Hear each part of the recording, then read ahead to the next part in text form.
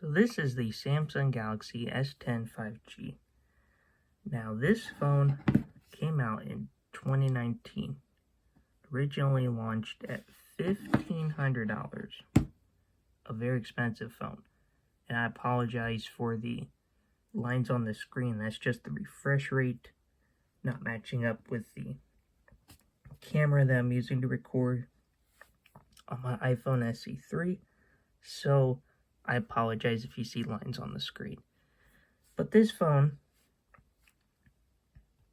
came in at $1,500, so it was not a cheap phone. But this was the premium S10 phone. It came out in the summer of 2019, even though it was announced early in the year. And it was the only Galaxy phone at the time that really had 5G. So it was a very early 5G phone. So if you go to buy one of these phones that used to be $1,500, you can see I have eBay open here, and on eBay they're going for $100 and up, pretty much. So let me set the phone down here, and you can see if I go in here and you see there's some that work that are a little bit on the lower end, but they're going to be cracked or have issues. But if you start going up in price, you will see ones that aren't necessarily cracked. You can find ones that are unlocked and stuff like that. So I have looked on Wayback Machine at Samsung's website. They did not sell an unlocked version, as far as I could tell. So there was the Verizon model, which I have, which a lot of people will probably have, which is the 977U model. If they had an unlocked version, it would be U1. That's how you tell unlocked models on newer Galaxy phones. So if we go back here and we scroll up here, you can see there was the T-Mobile version, which is 977T.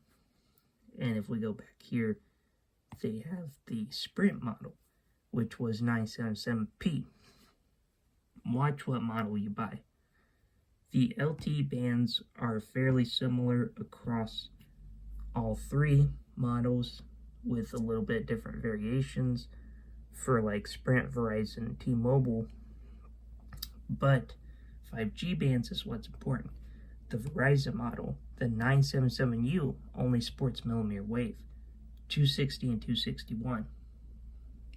The Sprint model supports N41, which is now what T-Mobile has because they acquired Sprint. And as far as I know, don't quote me on it, but I'm pretty sure the only 5G band that the T-Mobile version had was N71. Like I said, don't quote me on it, but I'm pretty sure. But how about the actual device? Well, for sub $250 today, December 11th, 2022, at the time of recording, this is a great phone. I really like it because it has the Samsung characteristics, but at a cheap price.